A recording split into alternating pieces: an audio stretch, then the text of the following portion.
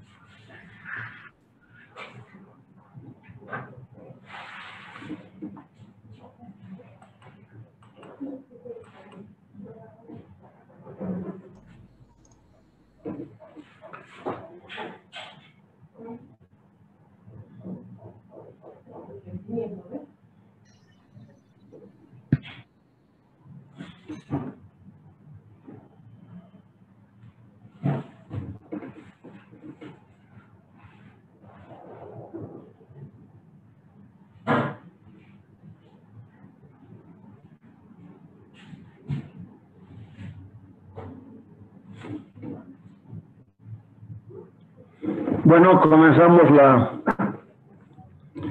clase de hoy. Me disculpo por el video, está mal la computadora, no sé qué ha pasado. Entonces vamos a comenzar la clase de hoy. Como estaba en la invitación, tenemos que tocar el tema hoy de páncreas, que es el último bolo, ¿no? Entonces, vamos a definir qué es el páncreas. Es una gran glándula digestiva que se encuentra detrás del estómago, en la parte posterior del abdomen. Según su eje longitudinal, está situado casi transversalmente, cruzando detrás de la columna vertebral. Topográficamente está en la región epigástrica y en la región del hipocondrio izquierdo. El páncreas, en su proyección sobre la pared abdominal, se sitúa de 5 a 10 centímetros encima del ombligo. Ese es el concepto, ¿no? Es una gran glándula digestiva, se encuentra detrás del estómago, en la parte posterior del abdomen. Según su eje longitudinal, está situado casi transversalmente, cruzando detrás de la columna vertebral. Está ubicada topográficamente en el epigastrio y en el hipocondrio izquierdo, y a 5 a 10 centímetros del ombligo. El páncreas consta, chicos, de 3 partes, de izquierda a derecha: la cabeza, el cuerpo, la cola, y entre la cola y el cuerpo se encuentra una pequeña porción llamada cuello. En algún libro dice istmo. Entonces, páncreas, viéndolo de izquierda a derecha, es la cabeza, el cuerpo, la cola, y entre la cabeza y el cuerpo se encuentra una pequeña porción que se llama cuello o istmo. El páncreas se distinguen 2 caras, la anterior y la cara posterior. La longitud del páncreas, el tamaño, podríamos decir, es de 16 a 22 centímetros. La anchura, o sea, la parte más ancha, región de la cabeza, es de 3 a 9 centímetros. El grosor o espesor es de 2 a 3 centímetros.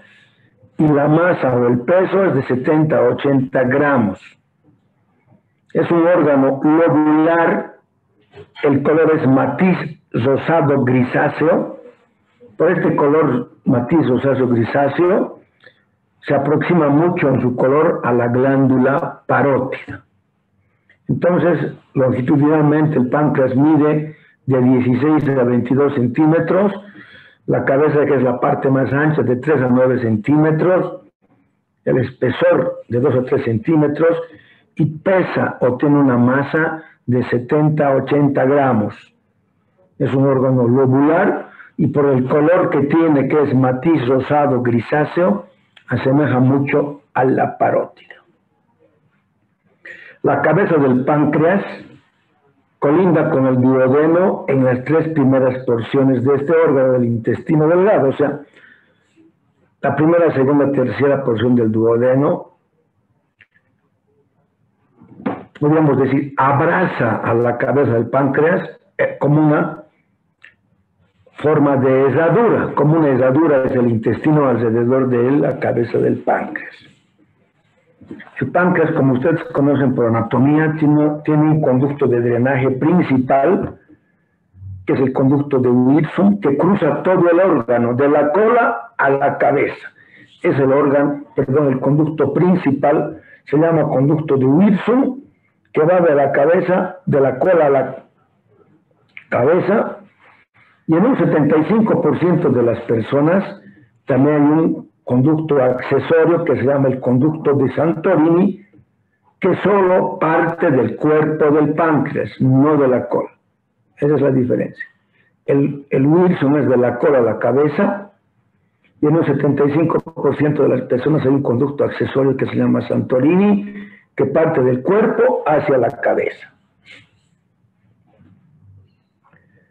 El conducto de Wilson desemboca en el colédoco a unos centímetros antes de la ampolla de Vater, ustedes saben, ¿no es cierto? A unos centímetros baja el conducto pancreático, el conducto de Wilson, que está, como he dicho recién, por unos centímetros más arriba del conducto o la ampolla de Vater.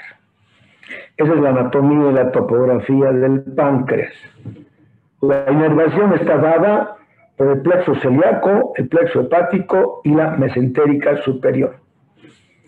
Entonces, la inervación es por el plexo celíaco, el plexo hepático, el plexo del mesenterio superior es la inervación. Y la irrigación y vascularización por arteria hepática común, la mesentérica superior, que son ramas de la aorta abdominal, recordarán anatomía. Entonces, la irrigación está dada por la arteria hepática común, la mesentérica superior.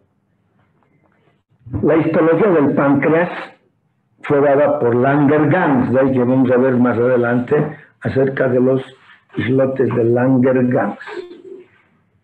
Esa es la anatomía, la fisiología, la irrigación y la anatomía, la inervación y la irrigación. Ahora vamos a ver el funcionamiento, la fisiología del páncreas. El páncreas es una glándula mixta, interna y externa, o también llamada endocrina y exocrina. Hoy nos vamos a ocupar de la parte exocrina. La parte endocrina, la insulina, el glucagón, lo van a llevar en endocrinología. Entonces, este tema de hoy es la parte exócrina. Esta parte exócrina está constituida por los acinos pancreáticos, que son células productoras de numerosos fermentos necesarios para la digestión. Esta secreción es vertida al duodeno por el conducto principal, que es el conducto de Wilson, que recorre la víscera o la glándula en su totalidad. Entonces, la función exocrina está dada por los acinos pancreáticos, que son células secretoras de numerosos fermentos necesarios para la digestión. Esta secreción está dada por el Wilson y cae al duodeno, y del duodeno se supone que va a pasar por la ampolla de Vater. La secreción pancreática exócrina es un líquido alcalino, rica en enzimas. O sea, la secreción exócrina del páncreas es una sustancia alcalina, ¿sí?, rica en enzimas. ¿Y cuáles son estas enzimas? La amilasa, en primer lugar. Esta enzima es secretada por el páncreas y la parótida. Esta enzima digiere los polisacáridos, el almidón y el glucógeno de la dieta que diariamente nosotros necesitamos. La amilasa produce la hidrólisis completa de los productos de la digestión. Y como he dicho recién, está compuesto por los acinos pancreáticos, la función exocrina y la función de la amilasa.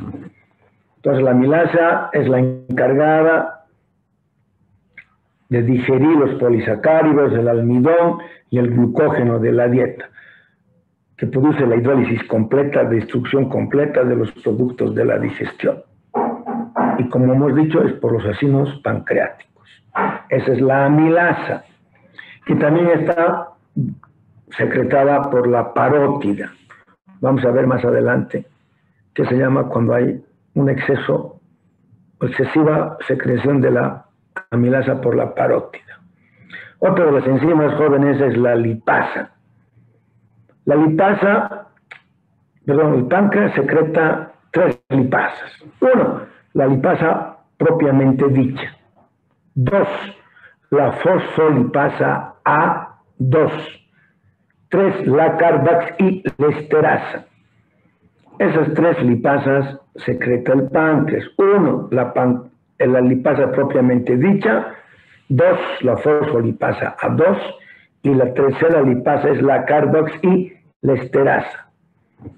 La función de estas enzimas es hidrolizar los triglicéridos de la dieta.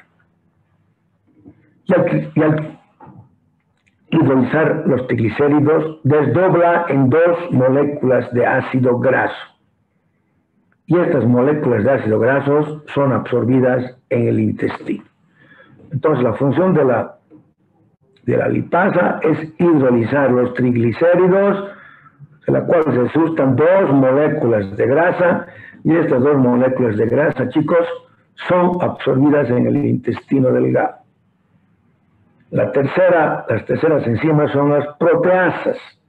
Son enzimas que digieren las proteínas y son activadas en el intestino. O sea, las grasas, el almidón, el glucógeno, las proteínas son trituradas, hidrolizadas, destruidas, pónganles, por la amilasa, la lipasa y las proteasas. Aunque la secreción pancreática es continua, durante los periodos digestivos sufre un marcado estímulo. ¿Qué quiere decir? Constantemente hay enzimas que el páncreas va secretando, pero cuando hay comida, estas enzimas son estimuladas y por consiguiente mayor secreción de las mismas. No sé si me entienden. Algunas hay secreción de amilasas, de proteasas, de fosfolipasa. ¿Sí? O de la lipasa. Una vez que come, hay mayor estímulo a la secreción de estas enzimas y por consiguiente mayor cantidad de las mismas. Eso tiene que ver mucho, chicos, como en la secreción gástrica. La secreción exocrina del páncreas está relacionada también con la ingesta de comida, que es la fase cefálica, la fase gástrica y la fase intestinal. Me he dejado entender. Cuando no hay comida, igual hay amilasa, lipasa, proteasa. Cuando hay comida hay mayor estímulo y mayor secreción. También es igual que en la secreción gástrica, que tiene 3 fases, ¿recuerdan? La fase cefálica, la fase gástrica y la intestinal. Esa es la función exocrina. Vuelvo a indicar que la función endocrina van a ayudar en endocrinología. Eso es todo lo relacionado a la fisiología, anatomía del páncreas. Ahora vamos a ver ya la patología más complicada, podríamos decir, del páncreas, que se llama la pancreatitis aguda. Concepto, definición, ¿qué es esta enfermedad? Es un episodio de inflamación de la glándula pancreática resultantes de la actividad intrapancreática de las enzimas digestivas, vamos a explicar después. Es un proceso con un amplio espectro de gravedad, complicaciones y muchas veces hasta la muerte. Entonces, es un episodio de inflamación de la glándula pancreática, resultado de la activación intrapancreática de las enzimas, amilasa, lipasa, se activan intrapancreáticamente con diferente aspecto de gravedad y complicaciones y muchas veces la muerte. Ese es el concepto de pancreatitis. La etiología, ¿cuáles son las causas de la pancreatitis? Existen múltiples procesos implicados como factores para la pancreatitis aguda. Esto que voy a decir no es el orden de frecuencia o de importancia. El abuso del alcohol produce pancreatitis aguda. No se conoce hasta ahora la fisiopatología exacta por el cual el alcohol desmedido, aquel bebedor crónico o el bebedor que en un día consume bastante etanol, no se conoce por qué ha producido pancreatitis. Pero está descrito que el abuso desmedido del alcohol produce pancreatitis. Una cirugía abdominal de cualquier etiología involuntariamente tocan el páncreas y puede producir una pancreatitis. Otra de las causas, los cálculos, la enfermedad de las vías biliares, un cálculo obstruido en el colédoco hace que las sustancias que tenían que bajar por el Wilson bajan, chocan con la obstrucción del conducto colédoco y estas enzimas retornan al páncreas porque no pueden atravesar al intestino, produciendo lo que he dicho hace rato, una autodigestión. Entonces la obstrucción por cálculo de las vías biliares produce un reflujo, un regreso de las enzimas, produciendo una autodigestión. A la lipasa amilasa no le importa que tiene que digerir, puede digerir al mismo páncreas cuando está obstruido el conducto de drenaje. Un traumatismo, un golpe, una patada, un accidente. Como no tiene el páncreas una glándula como el Gleason que tiene el hígado, fácilmente un golpe en el epigastro e hipocondrio izquierdo puede producir una pancreatitis. Hay un estudio que se llama colangiopancreatografía retrógrada endoscópica, la famosa ERCP, que es abrir la ampolla de váter mediante endoscopía para que el cálculo que estaba obstruido pueda atravesar. Entonces está descrito que hay pancreatitis post-ERCP, que es un estudio invasivo para permeabilizar la vía biliar por una obstrucción más que todo de un cálculo. Enfermedades sistémicas, trastornos metabólicos como la hipertrigliceridemia, el embarazo, el hipertiroidismo pueden producir pancreatitis. Anomalías anatómicas en las proximidades de la ampolla de váter, una estenosis, una obstrucción puede producir pancreatitis. Enfermedades con enfermedad de Crohn, la enfermedad diverticular del colon pueden producir pancreatitis.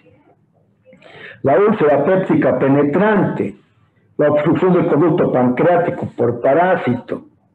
Imagínense un parásito ha subido del colon alrededor delgado por la ampolla de váter, ha subido al colédoco y por esos accidentes ha entrado a la vía de drenaje del páncreas, el Wilson o el Santorini, puede producir una pancreatitis. Y finalmente también dicen los libros que el trasplante renal puede ser causa de una pancreatitis. En nuestro medio, el factor más importante en Bolivia es la etiología biliar. De un 60 a 70% en Bolivia de las personas que tienen pancreatitis es porque una piedra ha obstruido el conducto de drenaje, ya sea de la bilis y de la amilasa y lipasa. Entonces un 60-70% es de etiología biliar. El alcohol también está descrito pero no conocemos la fisiopatología como he dicho recién. Debo decir, la etiología biliar es por la obstrucción del conducto pancreático, por un cálculo que sale de la vesícula, pasa al colédoco, tapa abajo en la ampolla de váter y como ahí llegan los conductos de secreción, son obstruidos, hay un reflujo más que todo de la amilasa que va a poder producir una autodigestión. O sea, la amilasa se vuelve a comer al páncreas, vuelve a dañar, vuelve a producir un edema. Esos son la etiología. Los síntomas que tiene un paciente con pancreatitis.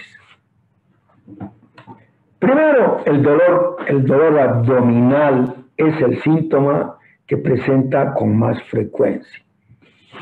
Está ubicado en el epigastrio, en el cuadrante superior izquierdo, y o la región periumbilical. Este dolor puede irradiar la espalda, es el famoso dolor en cinturón, porque hemos dicho anatómicamente que después del cuerpo pancreático, o sea, el peritoneo corta al páncreas, después del cuerpo, entonces la parte posterior, la cola más que todo, produce ese famoso dolor en cinturón. El dolor también puede estar irradiado al tórax, a ambos flancos, en mi abdomen inferior, debajo del ombligo alguna vez. El dolor es constante, sordo, terebrante. Hemos dicho que también se llama dolor de dolores, dolor maldito. Sí, este dolor disminuye cuando el paciente se sienta con el tronco flexionado hacia adelante. Les voy a mostrar una foto después. Y las rodillas están recogidas hacia arriba. Como un paciente sentado abrazando sus rodillas, es el dolor, es la posición que busca el paciente como una posición antiálgica. Entonces, ese dolor terebrante, ambos flancos, dolor de dolores, dolor maldito, muchas veces irradiado al tórax o al abdomen inferior, es un dolor terebrante, sordo, continuo. También puede haber náuseas, vómitos, distensión abdominal o inclusive íleo. ¿Qué es íleo? Falta de peristaltismo. Entonces hay náuseas, vómitos,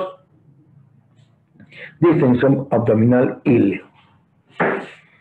Son los síntomas. En el examen físico, ¿qué vamos a encontrar en la semiología? Los pacientes con pancreatitis aguda pueden presentar fiebre, descompensación hemodinámica como la taquicardia, la hipotensión. El choque en estos pacientes no es raro. ¿Por qué se choquea un paciente por pancreatitis? Se debe a la hipovolemia secundaria al secuestro de líquido en el tercer espacio. ¿Cuál es el tercer espacio? El retroperitoneal.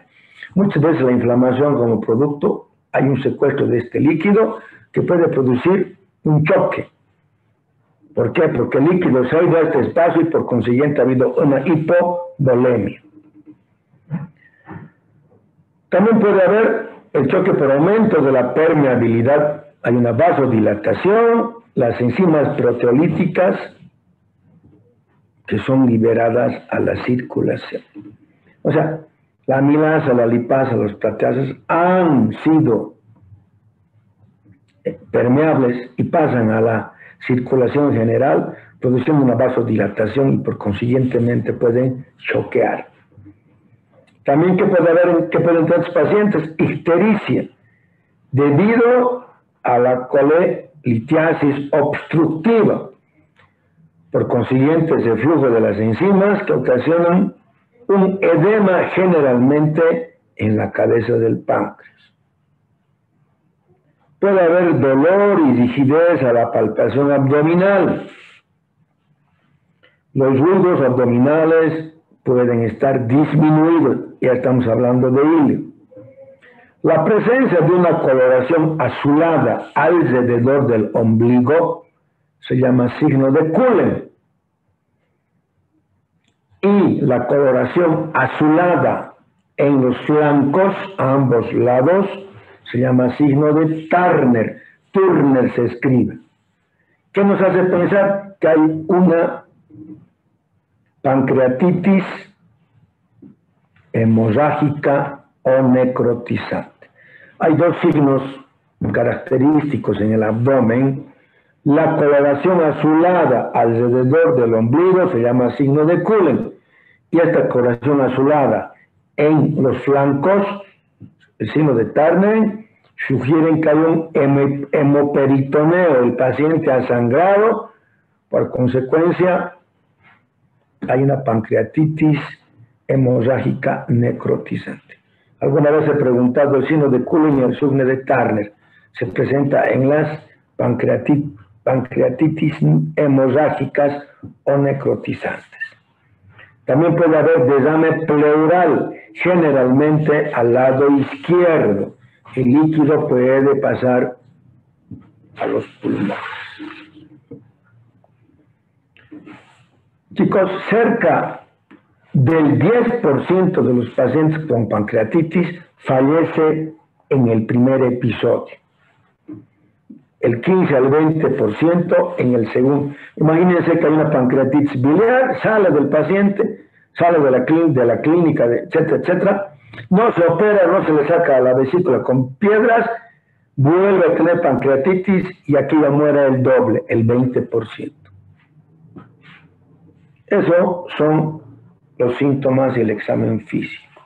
El diagnóstico, ¿cómo lo hacemos? Para comenzar, la clínica es lo más importante. El dolor, el tipo de dolor, la ubicación nos hace pensar en una pancreatitis. ¿Qué vamos a pedir? Pedimos un hemograma en el laboratorio, pedimos química sanguínea. En el hemograma podemos encontrar leucocitosis hasta 20.000, esto por la hemoconcentración.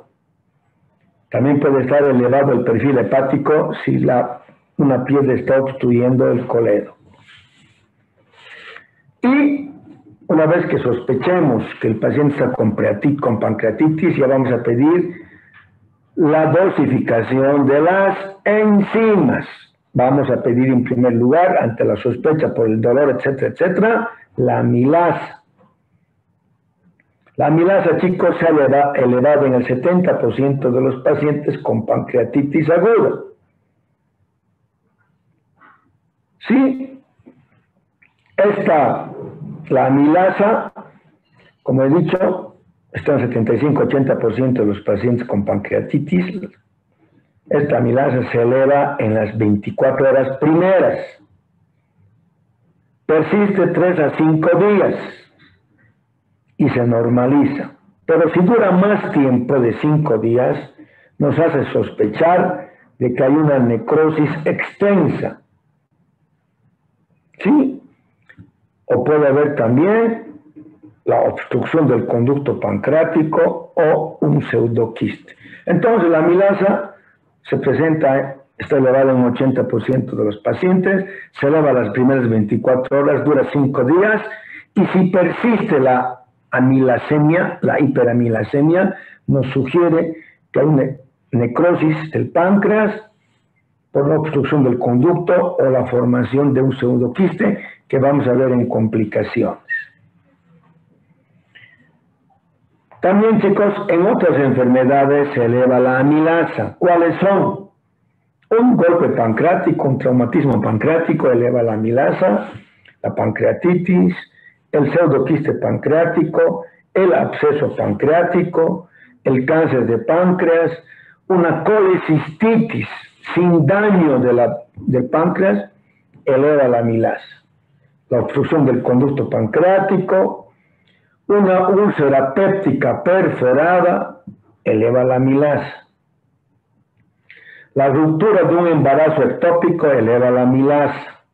La insuficiencia renal, los quemados, las quemaduras y la parotiditis. Vamos a volver a entrar, chicos. La enfermedad de la parótida, la parotiditis, que produce pancreatitis, se llama pancreatitis urliana, sin H. Pancreatitis urliana se llama al páncreas de etiología de la parótida. Entonces, una parotiditis, chicos, por aumento de la amilasa, puede producir una parotiditis. Esa es la amilasa. ¿Qué podemos pedir también para el diagnóstico? La lipasa. La lipasa se halla en un 70% de los pacientes con pancreatitis aguda. Si pedimos la amilasa y la lipasa al mismo tiempo, aproximadamente en el 80-90% de los pacientes está elevada. La lipasa 80%, perdón, la amilasa 80%, la lipasa 70%, y si pedimos las dos juntas, cerca del 90% de los pacientes con pancreatitis está elevada la lipasa y la amilasa. También podemos pedir la amilasa urinaria, ¿no? Que puede estar elevada o presente hasta los 10 días siguientes del inicio de la enfermedad. ¿Qué cosa podemos encontrar también en el laboratorio? La hiperglucemia, aumento de la glucosa, por la disminución de la secreción de insulina. Sabemos que la insulina es la que regula el azúcar. Cuando el paciente está alterado, tiene un daño pancreático, no hay insulina y por consiguiente aumento del azúcar, que se llama hiperglucemia. No estoy diciendo diabetes, la diabetes la van a llevar en endocrinología. Y también podemos pedir los criterios de Ramsson, R-A-N-S, Ramsson, que son criterios pronósticos de gravedad del paciente. Entonces vamos a pedir los criterios de Ramsson, que les voy a mostrar después una foto, a las 24 y a las 48 horas, para ver el pronóstico. Entonces pedimos amilasa, lipasa, amilasa urinaria podemos pedir azúcar, encontramos la hiperglucemia y también podemos pedir los criterios de Ramsson. Eso es el laboratorio. Y los estudios de gabinete. El primer estudio que pedimos es la ecografía. Es útil, es barata, para ver el tamaño del páncreas, si está el páncreas inflamado, tiene edema. Podemos ver también la vía biliar, si está con un cálculo, si está la vía biliar dilatada. Podemos ver también un absceso, un flemón pancreático, o inclusive un pseudoquiste, que vamos a ver cuando veamos complicaciones. Entonces, la ecografía es el primer estudio que tenemos que pedir.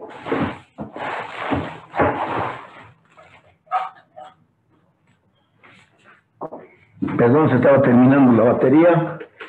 Entonces, la ecografía es el primer estudio que nos sirve. Vemos la vía biliar, si está dilatada.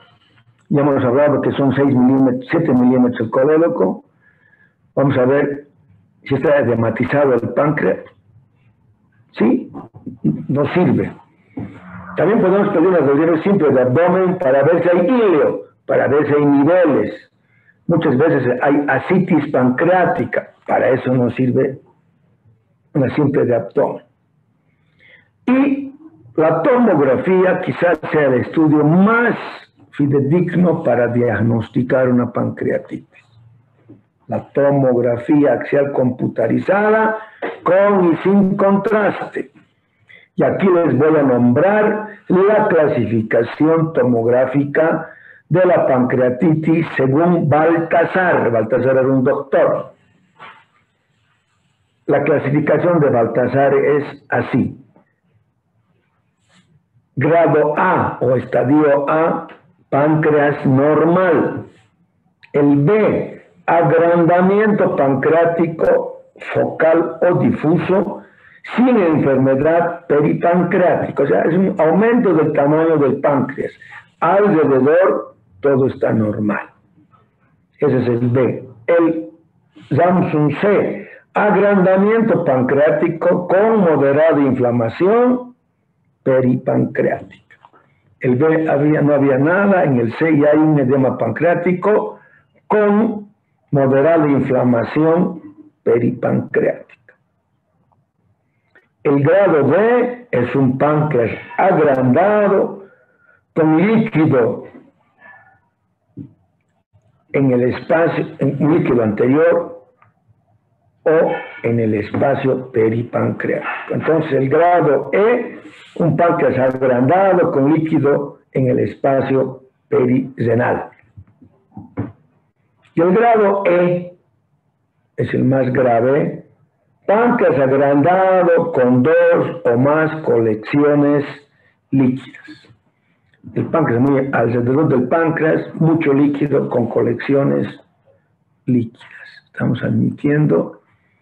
Esa es la clasificación de Baltasar. Repito, A, páncreas normal; B, agrandamiento pancreático, sin enfermedad alrededor; grado C, agrandamiento pancreático con moderada inflamación peripancreática; grado D, páncreas agrandado con líquido en el anterior o espacio perirenal; y el E, páncreas agrandado con 2 o más espacios, con 2 o más colecciones líquidas. Voy a mostrarles una foto después de la clasificación de Baltasar.